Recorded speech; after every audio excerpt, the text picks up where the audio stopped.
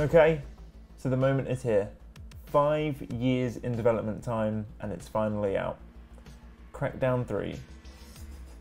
And I don't even know really what to say about this one. I think it's wise to mention early on that I went into this with really low expectations. I was sort of expecting a Crackdown 1 reboot or like remaster-esque game. Nothing mind-blowing or new, just sort of, it just refined the Crackdown formula. And that is essentially what we got here. It's a sandbox with plenty to blow up, and I can't lie, I had a bloody great time. After you get through a really obnoxious and cringy opening, the fun factor really does start right away. My first session playing, I completely lost track of time and I actually sat for 7 hours running around blowing stuff up. I only stopped due to the game hard crashing, and then I saw how late it was and then swiftly took myself to bed. The next morning I woke up early just to start the fun again, and so I was really excited just to jump back in. And just 2 hours after starting again, I'd beaten the game. Everything done, all activities, all bosses. I turned off the game, I opened up Google Docs to get my thoughts onto the page, and honestly, just meh. Just meh.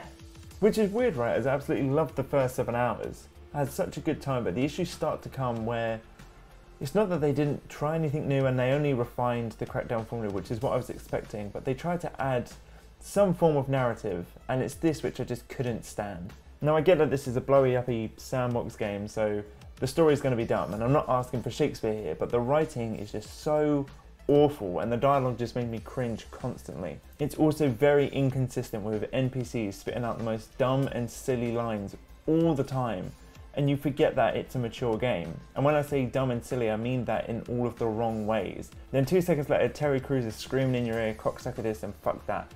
None of it is consistent, it just comes across as really try-hard. It's almost like the writing team forgot that they could swear and then would just cram it in. It's so awkward. And then to put the cherry on the top of the cake, the game constantly just talks at you, with not one, but 2 narrators, who just do not shut up. Constantly talking away in your ear, repeating the same dialogue over and over again, telling you about how the game works even though you're 6 hours deep and know exactly what a fucking agility orb does. I genuinely considered turning off the dialogue altogether in the settings for a while, as it was genuinely the worst part of the game for me.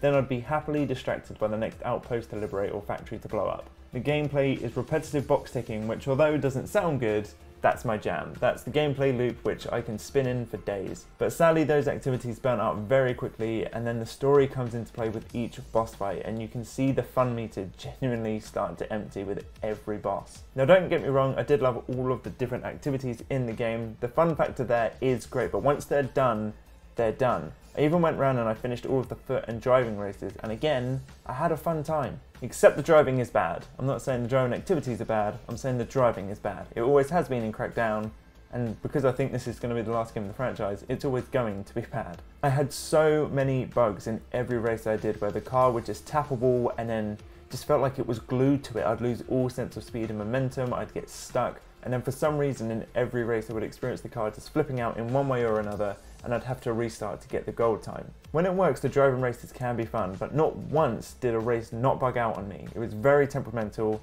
and I went into every driving race with a little bit of anxiety that this was going to cause me a lot of stress. Other nitpicks and complaints I could mention: why is Terry Crews here? This might come down to taste, but seriously, why is he here? I'm not his biggest fan, his type of comedy just doesn't appeal to me, and his over-the-top loud character is something that just doesn't gel. I don't dislike the guy or his work, but it's just not for me, and I don't think it's for the game. He comes across so forced again. I keep on using that word here, but that's all this game seems to be, just forced aspects. All of them only just add to the cringe factor. Now this is a lot of negatives for a game which I started this video by saying I lost track of time in, and I woke up early on a Saturday just to carry on playing. But isn't that incredible? For me to have such a fun time and then be totally done once the credits roll, and have more negatives than positives but still recommend that you play this on Game Pass. I tried watching or reading any reviews or commentators' thoughts about this game, as I didn't want it to sort of guide my final views going into this, but the one word which I heard most people referring to Crackdown 3 was forgettable. And sadly that's exactly what this is.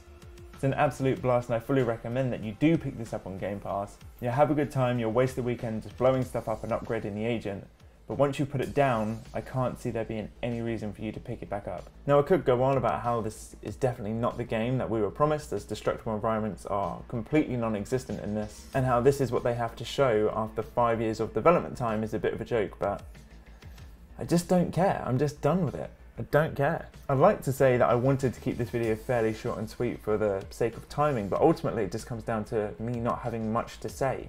And I only finished the game literally about 30 minutes ago. It's a weird one. You should definitely pick it up. You should definitely play it on the cheap. In no capacity is this game worth asking price, so you should not spend out on this at all, not in any way, shape or form. Give it a few months and this will see a huge price drop, but even then you're still better off just playing this on Game Pass.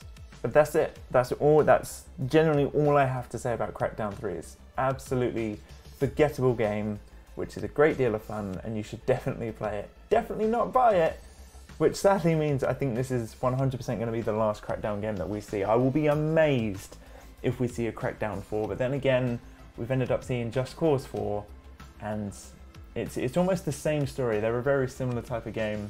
I think they have their worth and they are good fun, but I think the industry in its current state where everything has to be AAA blockbuster and sell millions and gajillions, it's just not the right market for them. So sadly, I think this is definitely the last Crackdown game we are seeing.